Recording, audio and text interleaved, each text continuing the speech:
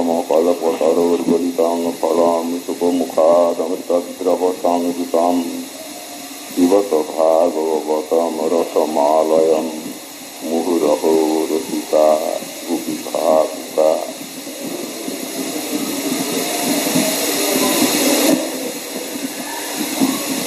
भागवतामृत ग्रंथे ये विषय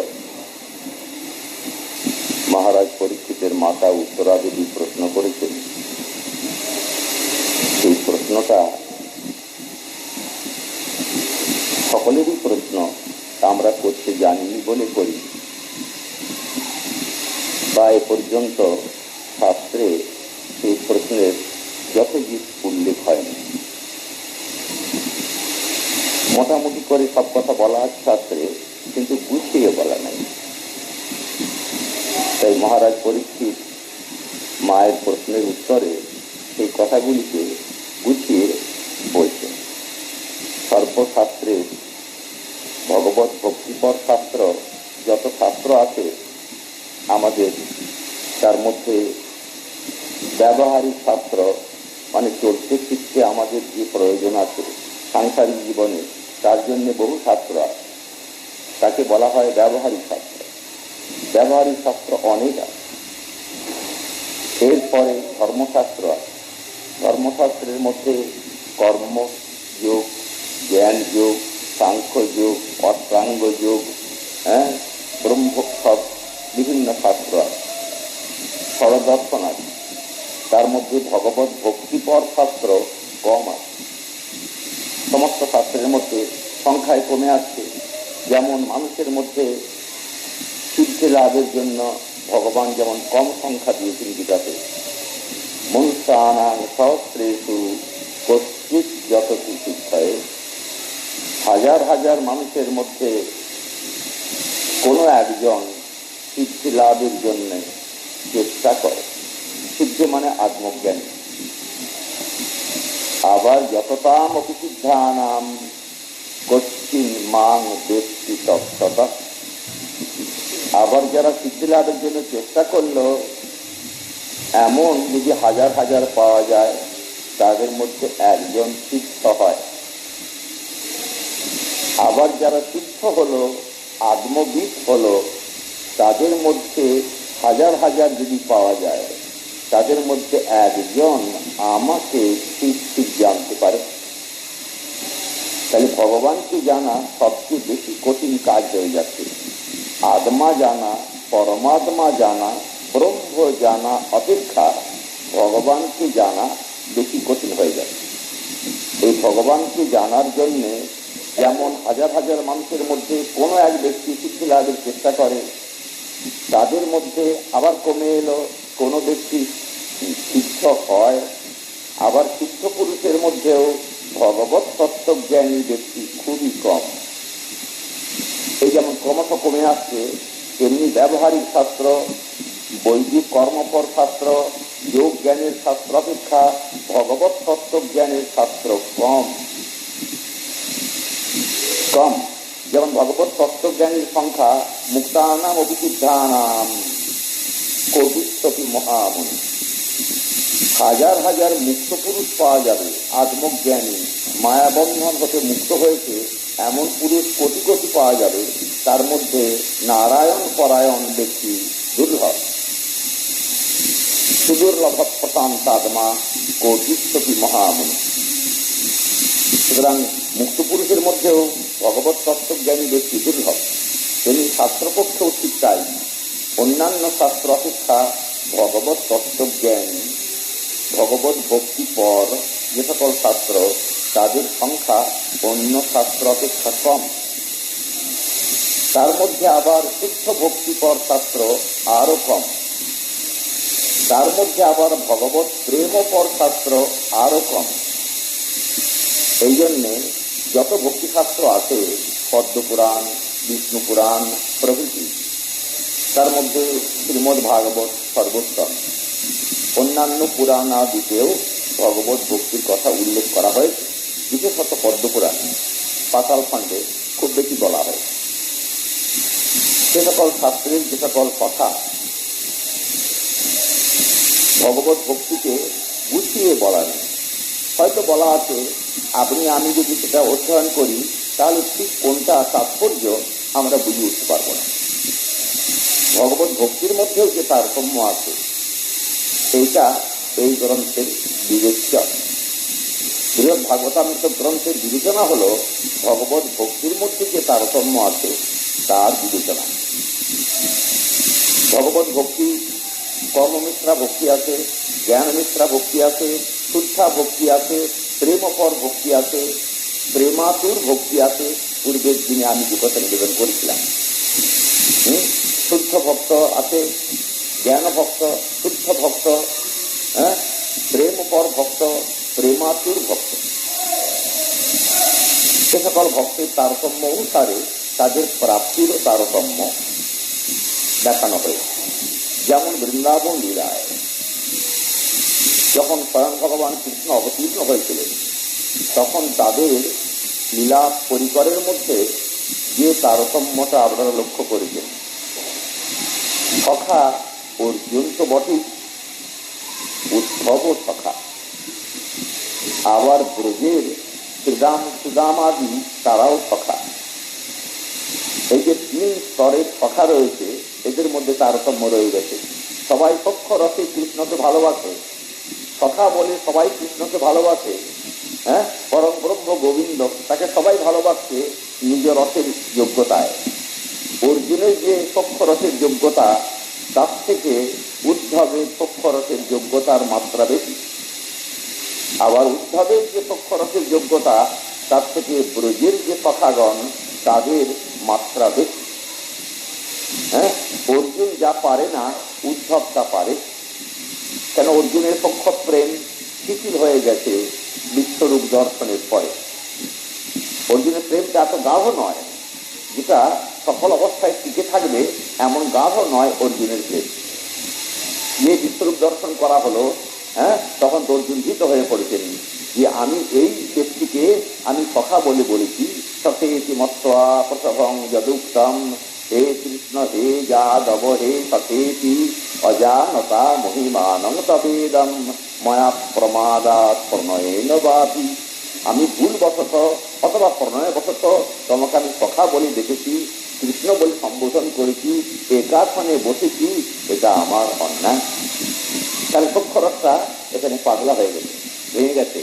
কৃষ্ণের ঐশ্বর্য দর্শনে সখ্য রসটা, সখ্য প্রেমটা পাগলা হয়ে গেছে। উদ্ধবের কিন্তু পাগলা হচ্ছে না। দ্বারকাতে কৃষ্ণের অনেক ঐশ্বর্য, অনেক যুদ্ধবিদ্যা সব দেখেছেন উদ্ধব।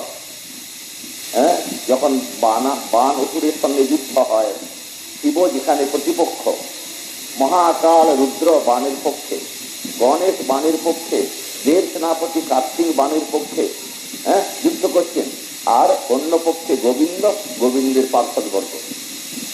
কি বিরাট যুদ্ধ! সুখদেব বলেছেন ভাগবতে, রাম রাবণের যুদ্ধ এর কাছে কিছু নয়।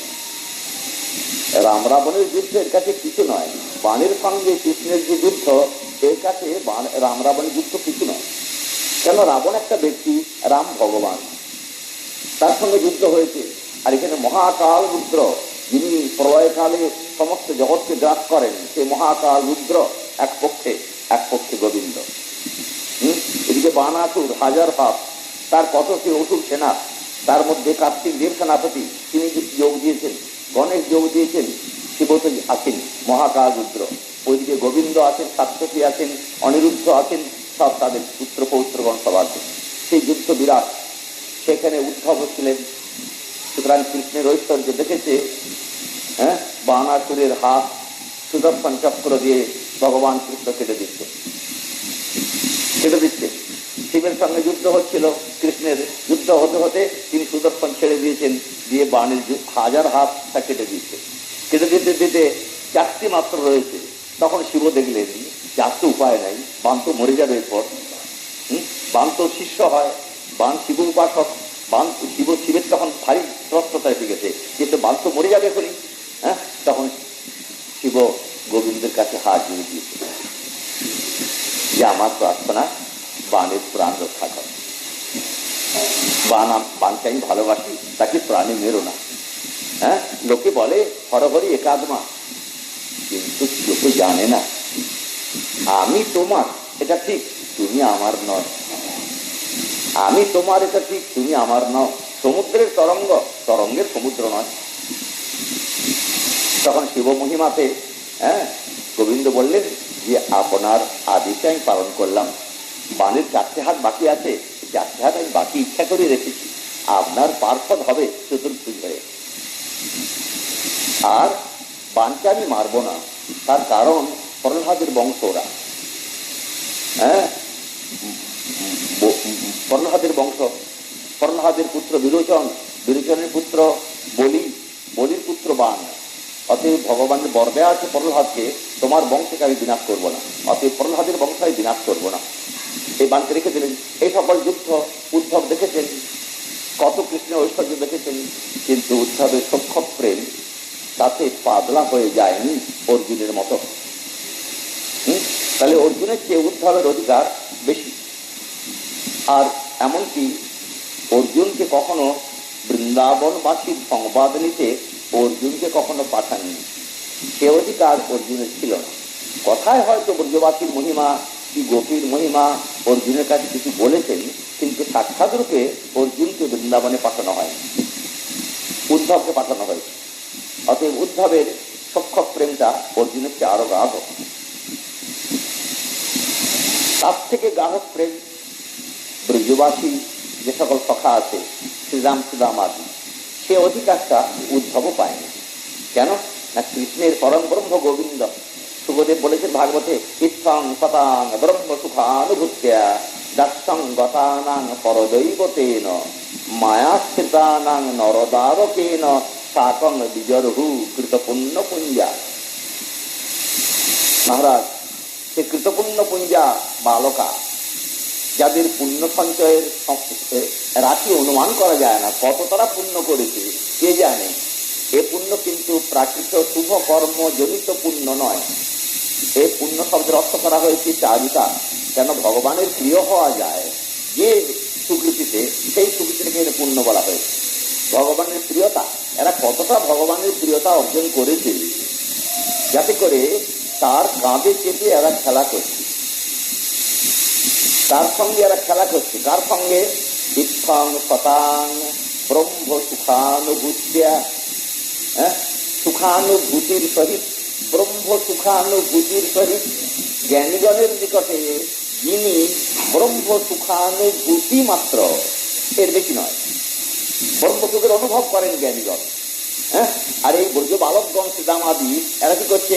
সে ব্রহ্ম সুখের যে অনুভূতি জ্ঞানীগণের, তার কাঁধে চেপে খেলা করছে।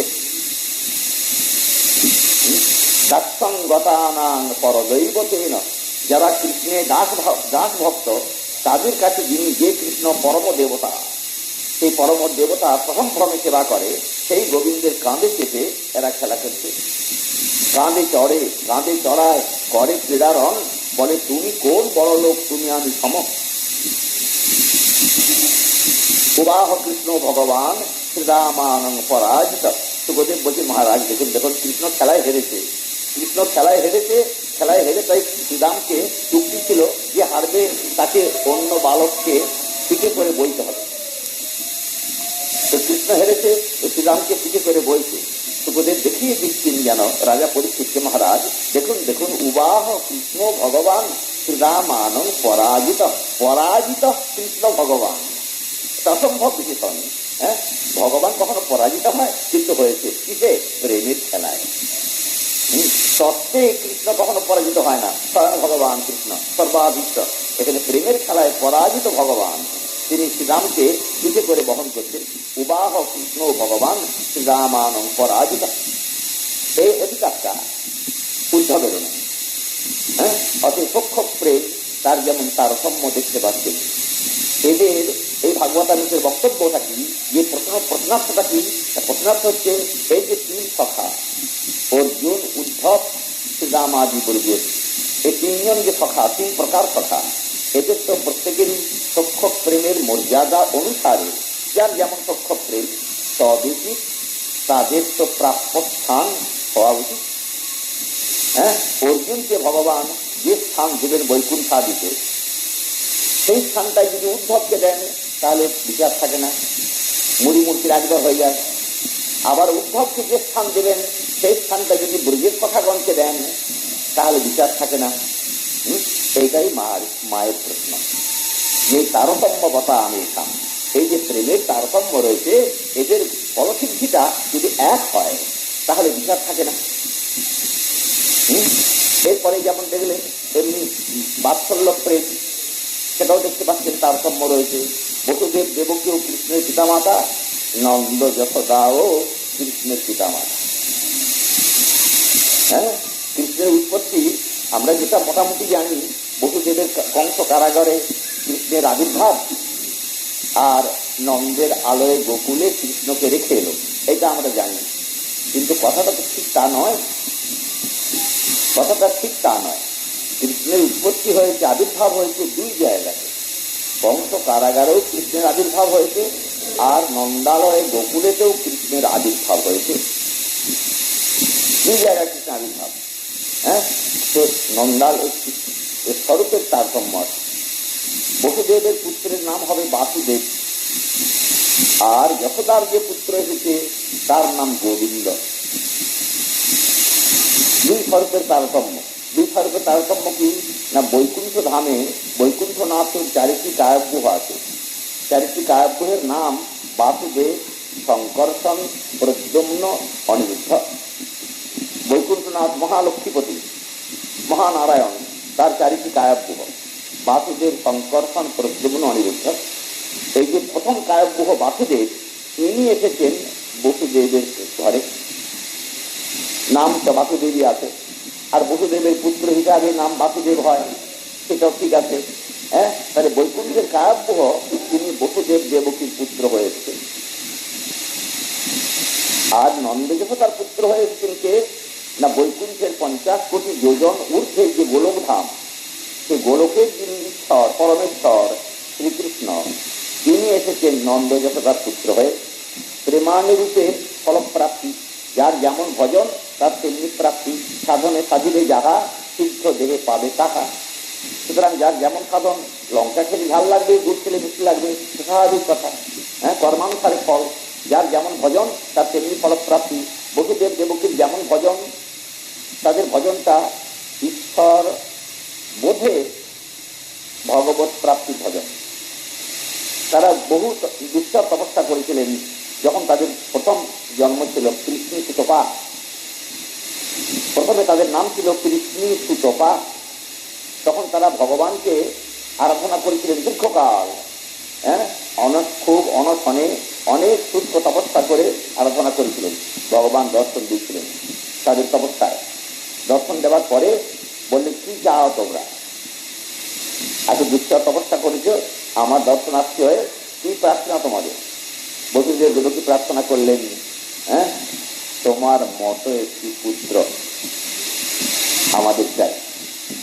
ভগবান নিজে কারাগারে বলেছেন, এই কংস কারাগারে ভগবান নিজে বলেছেন, মাদৃশ বাং বৃতস্তুতা, তোমরা তখন আমার মতো একটি পুত্র চেয়েছিলে। তা আমি বিচার করে দেখলাম যে আমার মতো দ্বিতীয় কেউ নাই, তাই আমি তোমাদের পুত্র হয়েছিলাম। তখন তোমাদের সেই পুত্রের নাম ছিল, তোমার নাম ছিল কৃষ্ণ, আর ওর নাম ছিল সুতপা। আমি আমার পুত্র হয়ে তোমাদের ছিলাম, আমার নাম তখন কৃষ্ণ গর্ভ। দ্বিতীয়বারে তোমরা কশ্যপ অদিতি হয়ে জন্মেছিলে, আমিও তোমাদের পুত্র হয়ে এসেছিলাম বামন রূপে। এবারে তোমরা বসুদেব দেবক হয়ে এসেছ, এখন আমি তোমাদের পুত্র হয়ে এলাম। অতএব সৎসঙ্গ মে ব্যাহৃতং সতী, আমার বাক্য সত্য, তোমার পুত্র হয়েছে। তো বসুদেব দেবকী ভগবানকে পুত্র রূপে চেয়েছেন, সেই জন্যে বৈকুণ্ঠের বাসুদেব তিনি এদের পুত্র হয়ে এসেছেন। আর নন্দ যশোদা পুত্র হয়েছে কে? তাদের যেমন ভজন, যেমন প্রেমের ভজন, তেমনি এসেছেন গোলকাদি শ্রীকৃষ্ণ। শুদ্ধ মাধুর্যময় স্থান গোলক, কিন্তু বৈকুণ্ঠের ঊর্ধ্বে, বৈকুণ্ঠ হতে 50 কোটি যোজন ঊর্ধ্বে গোলক। সেই গোলক ধামের ঈশ্বর শ্রীকৃষ্ণ। সেখানে নারদাদি ঋষিরও গতি নাই। বৈকুণ্ঠ পর্যন্ত নারদাদি ঋষির গতি, গোলকে নারদেরও গতি। এমন এক দুর্গম অথচ বৈকুণ্ঠ যদি গোলকে যদি আপনি যান, দেখবেন খুব সহজ, খুব স্বাভাবিক, হ্যাঁ, মাধুর্যময় স্থান। সেখানে কৃষ্ণ গড়ি চড়তে যাচ্ছে, সেখানে বাঁশি বাজাচ্ছে, সেখানে গোপীদের সঙ্গে লীলা করছে, এবার খুব স্বাভাবিক। অথচ এমনই দুর্গম, বৈকুণ্ঠ প্রাপ্তি হয় যে সাধনে, সে সাধনে গোলকে যাওয়া যাবে না। তাই বৈকুণ্ঠের নিত্য পার্শ্বদ নারদঋষি তিনিও যেতে পারেননি। সেই গোলকাশী শ্রীকৃষ্ণ তিনি এসেছেন নন্দ যশোদার ঘরে। ভজনানুরূপ ফল, শুদ্ধ মাধুর্যময় সেই পরম পরমেশ্বর তিনি এসে নন্দ যশোদার ঘরে। দুই জায়গায় কৃষ্ণের উৎপত্তি, এখানেও কৃষ্ণ, ওখানেও কৃষ্ণ। বসুদেব যখন নিয়ে যমুনা পার হয়ে রেখে এলো, তখন দুই পুত্র তড়িতের মতো, তড়িৎ যেমন মেঘের মধ্যে ঢুকে যায়, বিদ্যুৎ লক্ষ্য হয়ে যায় না কোথায় গেল, তেমনি বসুদেব যখন পুত্র লাগলো যশোদার পর্যাতে, তখন যশোদার যে পুত্র জন্মেছিল, দুই পুত্র এক হয়ে গেল। সে কথাই বলা আছে রুদ্র জামলে, বসুদেব সুত শ্রীমান বাসুদেব খিলাদমণি লীন নন্দসুতে রাজন ঘনে সৌদানুনি যথা। মেঘের মধ্যে বিদ্যুৎ যেমন প্রবেশ করে গেলে আর বোঝা যায় না, তেমনি বসুদেবের পুত্র যে শ্রীমান বাসুদেব তিনি অখিলাদমা নন্দসুতে গোবিন্দে লীন হয়ে গেলেন। এই যে আবির্ভাব, সুতরাং এদের পুত্র বাৎসল্যের তারতম্য। বসুদেব দেবকী, এখন তো বসুদেব দেবকী বুঝলো, কি বুঝলো, আমাদের পুত্র নন্দালয়ে রেখে এলাম। কিন্তু নন্দযশোদা কি বুঝলো, এ পুত্র আমাদেরই পুত্র, অথচ দুজনের কথাই ঠিক। হ্যাঁ, ভগবান যে চাতুরি করেছেন তাদের কেউ জানে না, দুই ভগবান আগে হয়ে গেছেন। একটা দুটো ভগবান দুই জায়গায় চলাফেরা করলে লীলার পক্ষে অসুবিধা হয়, তাই এক হয়ে গেছে। বাসুদেব ঢুকে গেলেন গোবিন্দের মধ্যে। নৌবারই কথা, গোবিন্দ হল অখিল আত্মা, সকলের আত্মা। যত ভগবত তত্ত্ব আছেন, ভগবত স্বরূপ আছেন, সকলেরই আত্মা হলেন গোবিন্দ। কৃষ্ণ হয়েছে সকলের প্রকাশ, মত্তা সর্বং প্রবর্ততে গীতা। সমস্ত ভগবত স্বরূপের তিনি আদি, তাই অনাদির আদি গোবিন্দ সর্বকারণ কারণ। অনাদি তিনি এবং অন্যের আদি। অনাদি কেন, তার কেউ আদি নাই। আর যত ভগবত তত্ত্ব হয়ে পড়ুন, আর যত ভগবত স্বরূপ দেবাদি যে কিছু বস্তু, সকলের তিনি আদি। তাই দুটো বিশেষণ, অনাদি আদি গোবিন্দ সর্বকারণ কারণ। দুজনের দুই ভগবান এক হয়ে গেছে। ফলে বসুদেব দেবকী ভাবছেন আমাদের পুত্র নন্দালয়ে আছে, নন্দ রাজা যশোদা তিনি ভাবছেন আমাদের পুত্র আমাদের ঘরেই আছে। অতএব সবাই কথাই ঠিক, সবারই অনুভবটা ঠিক আছে, কিন্তু ভাবের তারতম্য। হ্যাঁ, এদের বসুদেব দেবকীর পুত্র হয়েছে বটে, কিন্তু পুত্রে ঈশ্বর জ্ঞানের ভাব রয়েছে। নন্দ যশোদার শুদ্ধ মাধুর্যময় ভজন, তাদের পুত্রেতে ঈশ্বর জ্ঞানের ভাব নেই, শুদ্ধ মাধুর্য ভাব, এই তারতম্য। তাই বাৎসল্য প্রেম, বাৎসল্য প্রেম তো আপনারাও ভোগ করছেন প্রাকৃতিক জগতে। আপনাদেরও তো পুত্র কন্যা আছে, পুত্র গিয়ে আপনাকে প্রণাম করে, আপনি পিছিয়ে যাবেন। পিছিয়ে গেলে কি হয়, যদি ভয়ে পিছিয়ে যান তাহলে বাৎসল্য থাকলো কি, থাকলো না, নষ্ট হয়ে গেল। পুত্র প্রণাম করলে পিতামাতা আনন্দ গ্রহণ করবে, হ্যাঁ, এইটাই তো হলো বাৎসল্য প্রেম। যদি ভয়ে পিছিয়ে যায় তাহলে পরে বাৎসল্য প্রেম থাকলো কোথায়। বসুদেব দেবকী কিন্তু পিছিয়ে গেছে। যখন মথুরা থেকে উপনয়নের পরে কৃষ্ণ গেলেন সেই গুরুকুলে শান্তিপুরে মুনির কাছে বিদ্যা শিক্ষা করতে, সেখানে গিয়ে মৃতপুত্র মধুমঙ্গলকে জমালয় থেকে ফিরিয়ে এনেছেন। হ্যাঁ, গুরু দক্ষিণা দেবার জন্য কৃষ্ণ বললেন, গুরুদেব তা আমি তো কি দক্ষিণা দেবো, কি দক্ষিণা দেবো আপনি বলুন। তখন শান্তিপুরী মুনি বললেন, বাবা আমাদের একটি পুত্র ছিল, সে সমুদ্রে স্নান করতে গিয়ে আর ফিরে আসেনি, তুমি আমাদের সেই পুত্রটি এনে দাও। তখন কৃষ্ণ গেলেন, বলরাম কৃষ্ণ দুজনেই গেলেন, গিয়ে সমুদ্রের তীরে গিয়ে সমুদ্রকে বললেন যে আমাদের গুরুপুত্র তোমার মধ্যে আছে।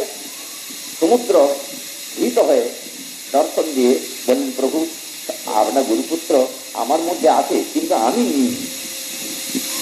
নিইনি। আমার জলের মধ্যে একটা ওষুধ আছে, তার নাম পঞ্চজন, সেই ওষুধটা আপনার গুরুপুত্র খেয়ে।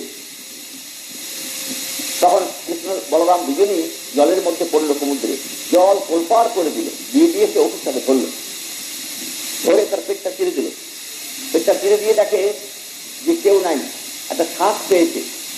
সেই শাঁখটার নাম হলো পাঞ্চজন্য, ওষুধটার নাম পঞ্চজন, তার উদরে হয়েছিল বলে এই শাঁখটার নাম হলো পাঞ্চজন্য। এই শাঁখটা কৃষ্ণ নিয়ে নিল। তখন ওষুধটা কৃষ্ণের হাতে বিনাশ হওয়াতে ওষুধটা মুক্তি পেয়ে গেল। মুক্তি পেয়ে দিব্য দেহ ধারণ করে কৃষ্ণকে প্রণাম বন্দনা করে সে প্রার্থনা করলো, এই জগদীশ্বর আপনার কৃপায় আমি মুক্ত হইলাম, আজ্ঞা করুন, কোন আজ্ঞা পালনে আমি কৃতার্থ হব? কৃষ্ণ বললেন, অন্য কোনো আজ্ঞা নাই, আমার গুরুপুত্র কোথায় তাই বলো। তখন সে অসুর বললে, আপনার গুরুপুত্র জমালয়ে আছে। আপনার গুরুপুত্র জমালয়ে আছে। জমালয়ে কৃষ্ণ চলে গেলেন। সাতটা বাজাতে বাজাতে জমালয়ে চলে গেলেন। জমের পুরী। জমের পুরীর নাম সংযমনী, যেখানে সমস্ত জীবকে সংযত করা হয় শাসনের দ্বারায়, তার নাম সংযমনী পুরী। সেই পুরীতে গিয়ে পৌঁছলেন। কৃষ্ণ যখন গিয়ে পৌঁছলেন জমালয়ে, তখন এক অদ্ভুত কাণ্ড। যে সকল পাপী বহুকাল ধরে নরক যন্ত্রণা ভোগ করছে, তারা বৈকুণ্ঠে চলে যাচ্ছে, আমরা বৈকুণ্ঠে চলে যাচ্ছি। এক অভূতপূর্ব ঘটনা। হ্যাঁ, যমরাজ বলে, কি ব্যাপার কি ব্যাপার, আর এই অপূর্ব সংখ্যক ধরে কোথা থেকে আসে? তখন যমরাজ তাড়াতাড়ি বেরিয়ে এসেছেন। বেরিয়ে এসে দেখি কি, আরে বাবা, একেবারে পরমেশ্বর। হ্যাঁ, একেবারে স্তুতি বন্দনা করে জমালয়ে আসন দিয়ে পাদ্যর্ঘ দিয়ে পূজা করে বসিয়ে যমরাজ বলছেন, আজ্ঞা করুন, কোন আজ্ঞা পালন করবো?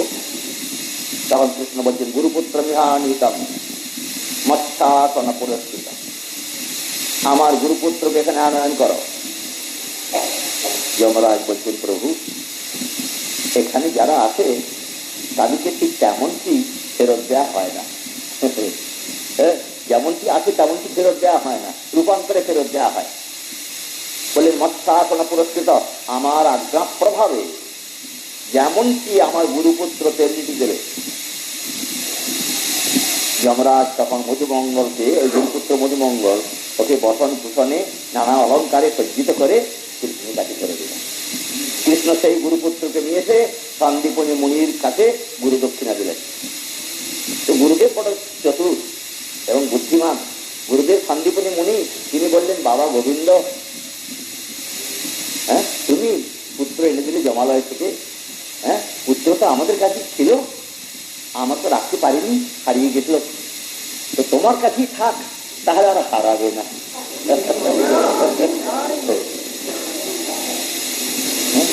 এই কৃষ্ণ যখন ফিরে এলেন গুরুদক্ষিণা দিয়ে, এই খবরটা ছড়িয়ে পড়েছে যে কৃষ্ণ জমালয় থেকে মানে মধুমঙ্গলকে নিয়ে গুরুদক্ষিণা দিয়েছেন। এই যে কৃষ্ণের ঐশ্বর্যতা ছড়িয়ে পড়েছে, সংবাদটা বসুদেব দেবকী ও মথুরায় বসে বসে সে কথা শুনেছেন। শোনার পরে কৃষ্ণ এসে স্বাভাবিক নিয়ম পিতা মাতাকে প্রণাম করবেন কৃষ্ণ। তো বসুদেব দেবকী প্রণাম করতে গেছেন। প্রণাম করতে যেতে বসুদেব দেবকী পিছিয়ে গেছে। ওই যে ঐশ্বর্য জ্ঞানটা রয়েছে, হ্যাঁ, পিছিয়ে গেছে। তারা বলে ফেললেন, যুবাং ন পুত্র প্রকৃত জগদীশ্বর। বাবা, তোমরা তো আমাদের পুত্র নও, তোমরা জগতের ঈশ্বর। তাহলে বাৎসল্য প্রেমটা পাতলা, তাই একটু ঐশ্বর্যের আঘাতে বাৎসল্য প্রেমটা টিকল না।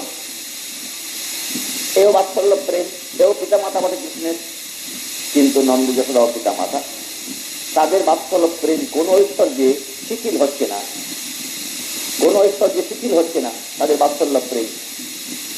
কেন না, তারা তো ঐশ্বর্য কম দেখেনি। যশোদা মা মুখের মধ্যে ব্রহ্মাণ্ডও দেখেছে কৃষ্ণ, তাতে তার পুত্র বুদ্ধি নষ্ট হয়নি, কৃষ্ণকে ঈশ্বর বলে প্রণাম করতে যায়নি।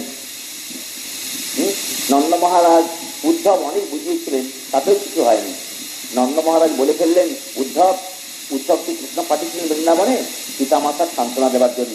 মথুরায় কৃষ্ণ চলে গেছেন, তাতে নন্দ যশোদার তো অত্যন্ত ক্ষোভ হয়েছে, হ্যাঁ, খুব আত্মী।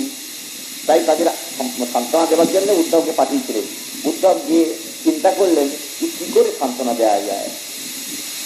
নন্দ যশোদাকে সান্ত্বনা আমি কি বাক্যেতে, আমি বৃহস্পতির ছাত্র, সর্বশাস্ত্রবিদ আমি, কিন্তু আমি তো বাক্য খুঁজে পাচ্ছি না, কি বাক্য দিয়ে এদিকে সান্ত্বনা দেবে। কেন, যেমন কোনো লোকে সান্ত্বনা দেয়, বললে অন্য জগতে সান্ত্বনা দেওয়ার সম্ভাবনা একটা আছে। হ্যাঁ, লোকে কারো পুত্র মারা গেলে, কি করে চলে গেলে, লোক চলে বিদেশে চলে গেলে, কি আপদ হারিয়ে গেলে, তখন তাকে সান্ত্বনা দেওয়া যায় যে মর জগতের পুত্র, প্রাকৃত পুত্র, এ তো হালচাল জগতের তো জানতো, এই তো সব বস্তু তো থাকে না, নষ্ট হয়ে যায়, মরে যায়, অতএব ভগবানের মতি দাও, হ্যাঁ, ভগবানের মতি দাও, এই বলে সান্ত্বনা দেওয়া চলে। কিন্তু ভগবান যাদের পুত্র, তাদেরকে আমি কি বলে সান্ত্বনা দেব? এই হলো উদ্ধবের সংকট। হ্যাঁ, বৃহস্পতির ছাত্র উদ্ধব, তার সংকট, তাকে আমরা কি বলে সান্ত্বনা দেব? এমন একটা অবস্থায় দুজন থাকে। তখন উদ্ধব মনে মনে ভাবলো একটা যুক্তিতে হতে পারে। হ্যাঁ, এরা পুত্রে কৃষ্ণে খুব অতিশয় প্রেম যুক্ত, অতিশয় প্রীতি, অতিশয় মমতা। এটা পুত্র জ্ঞানে অতিশয় মমতা। হ্যাঁ, পুত্র জ্ঞানে অতিশয় মমতা হয়েছে। এই মমতাটাই হলো ব্যথার কারণ। যার যেখানে বেশি মমতা তার সেখানে তত ব্যথা। তো মমতাটা যদি আমি কমাতে পারি তাহলে ব্যথাটাও কমবে। মমতাটা কমাবো কি দিয়ে? এদের মধ্যে কৃষ্ণ যে পরমেশ্বর, পরম ব্রহ্ম, এই কথাটা এদের যদি বুঝিয়ে দিতে পারি আমি, তাহলে এদের মমতাটা কমবে। আর মমতাটা কমলে ব্যথাও কমবে। যেখানে মমতা নাই সেখানে ব্যথাও নাই। হ্যাঁ, যে কত যায়, কত বস্তু, কত উমরছে, কত দোকান পড়ে যাচ্ছে, কত কি হয়ে যাচ্ছে, আমাদের ব্যথা লাগছে কি? লাগছে না। কেন লাগছে না? আমাদের সেখানে মমতা নেই। যেখানে মমতা আছে সেই সারা কাপড় যদি নষ্ট হয় তাও ব্যথা লাগে। মমতা কি? যে মমতাটা কমাতে পারলে ব্যথাটা কমে যাবে। সেই জন্য কৃষ্ণের মমতা কমাবার জন্য উদ্ধব কৃষ্ণ তত্ত্ব বলতে আরম্ভ করলেন। হ্যাঁ, তার কেউ তিনি কৃষ্ণ পরম ব্রহ্ম, পরমেশ্বর, এতৌ হি বিশ্বস্ত বীজ যোনি রামো মুকুন্দ পুরুষ প্রধানম অন্যীয় ভূতেষু বিলক্ষণস্য জ্ঞানস্য চেতাত ইমৌ পুরাণৌ যতনীন জনঃ প্রাণ বিয়োগ কালে খনং সমাদিষ্ট মনোবিশুদ্ধম নির্দিষ্ট পরমাশয়মাসি জাতি পরাঙ্গতিন ব্রহ্মময়োর্কবর্ণ।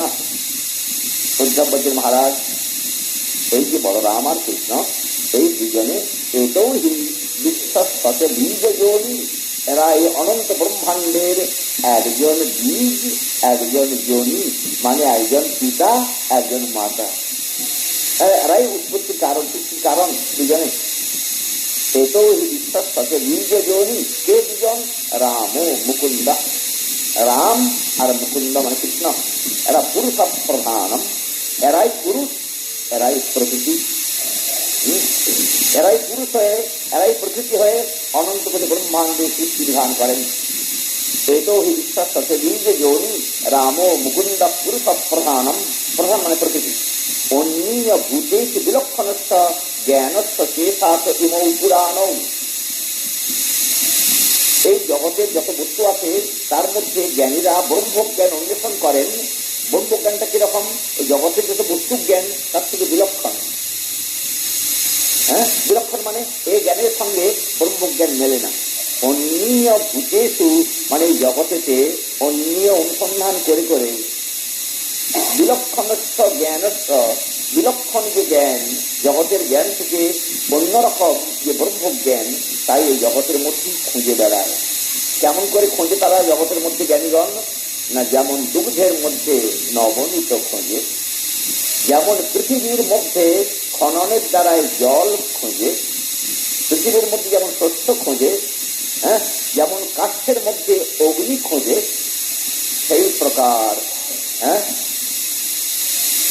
মথিত্বা কবয়ন তথা কবিগণ, জ্ঞানীগণ দুগ্ধ মন্থনে যেমন নবনীত জানে, যে মন্থন জানে না সে নবনীত কোনোদিনই পায় না, তেমনি জগৎকে যারা মন্থন করতে জানে তারা ব্রহ্মজ্ঞান পায়। সেই যে বিলক্ষণ ব্রহ্মজ্ঞান, সেই ব্রহ্মজ্ঞানের ইচ্ছাতে জ্ঞান বিলক্ষণস্য জ্ঞানস্য চেতাতে ইমৌ পুরাণৌ। সে ব্রহ্মজ্ঞানের উপরে এরা দুজন প্রভুত্ব করে। ব্রহ্মজ্ঞানের উপরে এরা দুজন প্রভুত্ব করে, তার মানে এরা দিলে জ্ঞানী ব্রহ্মজ্ঞান পায়, এরা না দিলে জ্ঞানী ব্রহ্মজ্ঞান পায় না। ইমৌ পুরাণৌ, এই দুইজন পুরাণ পুরুষ, এই দুইজন পুরাণ পুরুষ। হ্যাঁ মহারাজ, কৃষ্ণের তত্ত্ব কথা কি বলবো? যতনীন জন প্রাণ বিয়োগ কালে খনন সমাদিষ্ট মনোবিশুদ্ধম। যদি কোন ব্যক্তি প্রাণ যাবার সময় কৃষ্ণেতে ক্ষণকালের জন্য মনটাকে লাগিয়ে দেহটা ত্যাগ করতে পারে, তাহলে নির্দিষ্ট কর্মা স্বয়মাস জাতি পরাঙ্গতি ব্রহ্মময়োর্কবর্ণা। হ্যাঁ, সমস্ত কর্মবন্ধন পরিহার করে সূর্যের মতো জ্যোতিষমান হয়ে সে পরাগতি লাভ করে। সেই কৃষ্ণ নন্দ মহারাজের শুদ্ধ প্রেম তো উদ্ধবের সব কথা শুনে শুনে উদ্ধব মনে করছেন খুবই বললাম, কৃষ্ণ তত্ত্ব বললাম, তার কেউ মা নয়, তার কেউ পিতা, নতস্থ মাতা, হ্যাঁ, নতস্থ পিতা, নতস্থ কর্তৃক বন্ধু ভ্রাতা কেউ নাই, তিনি পরম ব্রহ্ম পরমেশ্বর। এই কথা খুব বলেছেন উদ্ধব।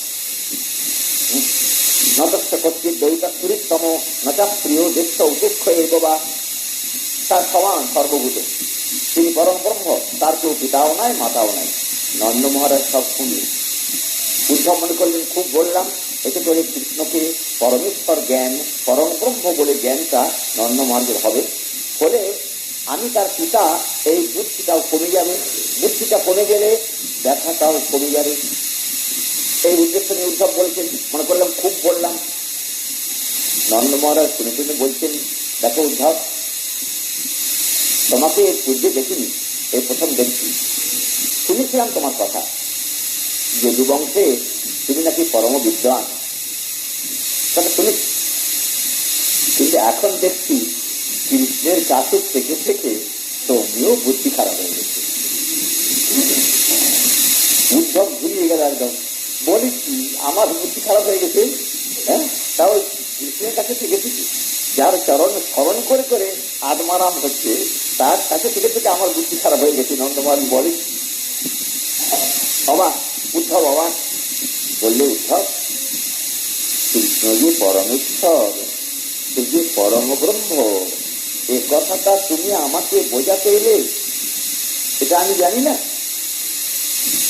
এটা আমাকে সেই গর্গাচার্য যখন নামকরণ করতে এসেছিলেন, তখন তো তিনি বলে গেছেন, মহারাজ নারায়ণ সমগুণই, আপনার এই পুত্রটি গুণেতে নারায়ণ সম, কিন্তু বলে গেছেন কবে?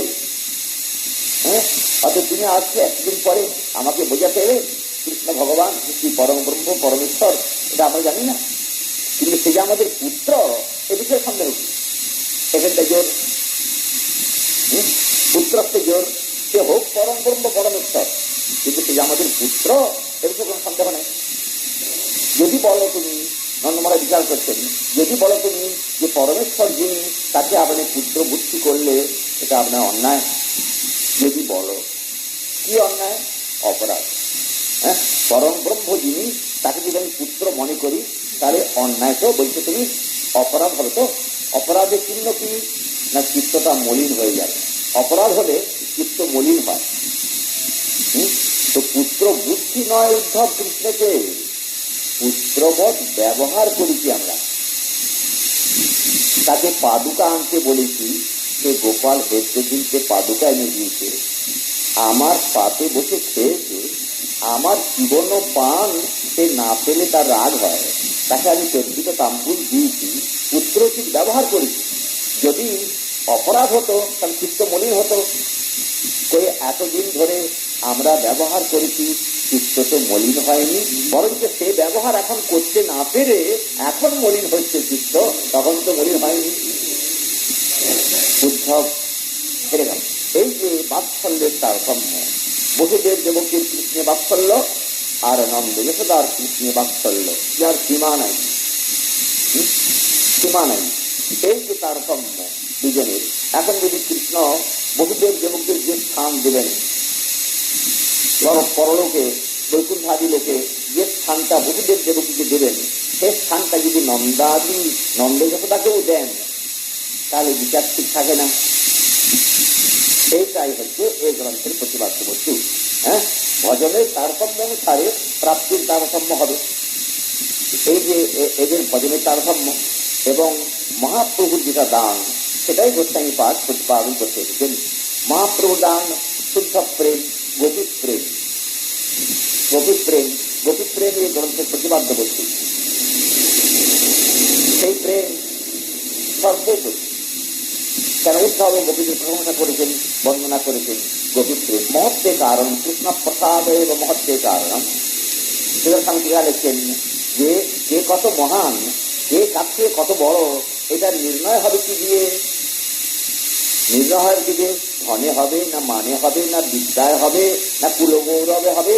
কি মানে কে হবে যে তিনি সবচেয়ে বড়? হ্যাঁ, এই উত্তম মধ্যমাদি বিচারটা কিসে হবে?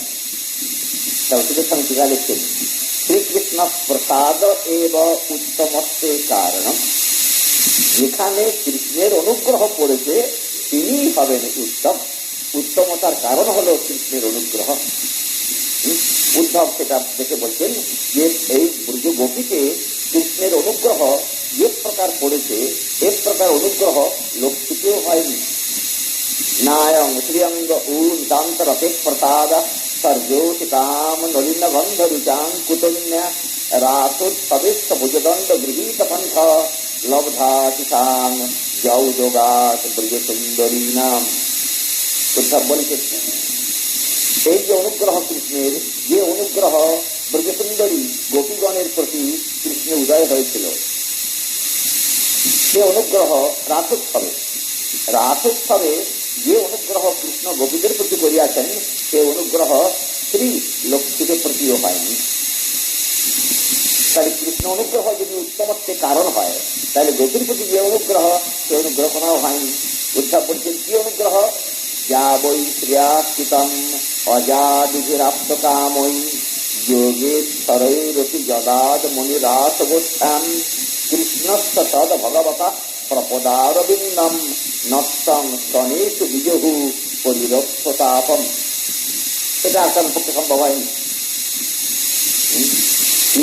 যা বৈ শ্রিয়ার্চিতম, যে কৃষ্ণ পাদপদ্ম, যে চরণ শ্রিয়া লক্ষ্মীর দ্বারায় অর্চিত হয়, অজাদিভির আপ্তকামই ব্রহ্মা আদি পূর্ণকাম ব্যক্তিগণ যে চরণ আরাধনা করেন, যোগেশ্বরৈরপি যত আদমনি, যোগেশ্বরগণ নিজের চিত্তে, যোগেশ্বর যারা তারাও চিত্তেতে যে চরণ ধ্যান মাত্র করেন, আজ রাসোৎসবে গোপী সেই চরণ বক্ষে ধারণ করিয়া, সাক্ষাৎ রূপে বক্ষে ধারণ করিয়া তারা সমস্ত তা ত্যাগ করিয়াছিল। এটা আর অন্য কথা হয়নি। তাই গোপী কৃষ্ণ প্রসাদ যদি উত্তমত্বের কারণ হয় তো গোপীর প্রতি কৃষ্ণ প্রসাদ সর্বোত্তম। অতএব এই অনুগত যে ভজন, যারা শুদ্ধ ভক্ত, যারা জ্ঞান ভক্ত, যারা শুদ্ধ ভক্ত, যারা প্রেম ভক্ত, যারা প্রেম পর ভক্ত, যারা প্রেমাতুর ভক্ত, এই 5 প্রকার ভক্তের তারতম্য অনুসারে, ভজনের তারতম্য অনুসারে বৈকুণ্ঠকে ধাম দেখানো হয়েছে। বৈকুণ্ঠের মধ্যে একটা বৈকুণ্ঠ মহাব্যাপক, তার মধ্যে অনেক বৈকুণ্ঠ আছে। এখানে যত ভগবত ধাম বা অবতার হয়েছে সেগুলি সবই ওখানেও আছে। শিব জগতেও সেগুলি সব আছে। তো সমস্ত অবতার, মৎস্যকর্ম নৃসিংহ আদি যে সকল অবতার এখানে যারা এসেছেন তাদের ধাম বৈকুণ্ঠ সব আছে। যে মহাবৈকুণ্ঠের মধ্যে সপ্তশত বৈকুণ্ঠ আছে। নরসিংহের ধাম, মৎস্যদেবের ধাম, কুর্মদেবের ধাম, বামন দেবের ধাম, সপ্তশত বৈকুণ্ঠ আছে এবং সমস্ত বৈকুণ্ঠ ওই মহাবৈকুণ্ঠের অন্তর্গত। তাতে করে যার যেমন ভজন তার তেমনি প্রাপ্তি সেখানে দেখানো হয়েছে। ভজনের তারতম্যে অধিকাধিক সুখ, যে যার নিজের ভজন তদুচিত যে সুখটা তার পাওনা সে পেয়ে যাচ্ছে। সুতরাং কেউ কারোর প্রতি ন্যূনাধিক্য বশত হয়তো ভজনের তারতম্যে বিচারে এর থেকে এর সুখটা বেশি, আপনি তটস্থ হয়ে বিচার করলে হয়তো বুঝবেন। কিন্তু যে যে ভক্ত সেখানে আছেন তারা কেউ কিন্তু বুঝবে না। কেন না, নিজ ভাব অনুসারে তাদের যে সুখ প্রাপ্তিটা প্রচুর প্রচুর হয়ে যাচ্ছে। তাদের রসচিত, তাদের যে রসের ভজন করেছেন সে রসের যোগ্য সুখ প্রাপ্তিটা প্রচুর হয়ে যাচ্ছে। তাই অন্যের কম হলো কি বেশি হলো আমার চেয়ে এর বোধ তাদের নেই। সকলেই সীমা পরিসীমা ছাড়িয়ে যাচ্ছে তাদের সুখ। অতএব সব ভক্তের তারতম্য। বৈকুণ্ঠের মধ্যে যে অযোধ্যা আছে, বৈকুণ্ঠের মধ্যে যে দ্বারকা আছে, সেখানে বৈকুণ্ঠের অপেক্ষা আবার পৃথকপুরী আছে অযোধ্যা। এখানে যেমন অযোধ্যা সেখানেও অযোধ্যা আছে। যেটা রামায়ণে আপনারা পান, সে রামচন্দ্র সকল অযোধ্যাবাসীকে নিয়ে বৈকুণ্ঠে গেছেন। সকল অযোধ্যাবাসীকে নিয়ে বৈকুণ্ঠে গেছেন। কোন বৈকুণ্ঠে গেলেন? সেটা তার অযোধ্যা নামক বৈকুণ্ঠ, সেখানে তিনি গেছেন। ভগবত ধামের নাম বৈকুণ্ঠ, প্রত্যেক ধামের নাম বৈকুণ্ঠ। এই জন্য বৈকুণ্ঠ শব্দটা যে কোনো একটা জায়গায় আবদ্ধ তা নয়, ভগবত ধাম মাত্রই বৈকুণ্ঠ। তার মধ্যে একটা বিশেষ কলা আছে, যেখানে মহালক্ষ্মীপতি নারায়ণ থাকেন, তাকে বিশেষ করে বৈকুণ্ঠ বলা হয়। বৈকুণ্ঠ নাম কেন না কুণ্ঠা মানে কার্পণ্য যেখানে বিগত তার নাম বৈকুণ্ঠ। বিগত হইয়াছে কুণ্ঠা দোষ যেখানে হইতে, কুণ্ঠা দোষ নাই তার নাম বৈকুণ্ঠ। কুণ্ঠা দোষটা কি? কুণ্ঠা কাকে বলে? হ্যাঁ, যেমন মনে হয় যে 5 টাকা দিয়ে ফেলি, আবার কুণ্ঠা এলো থাকবে, না দিলেও হয়ে যাবে, হ্যাঁ, কিংবা 2 টাকা দিলেও হয়ে যাবে।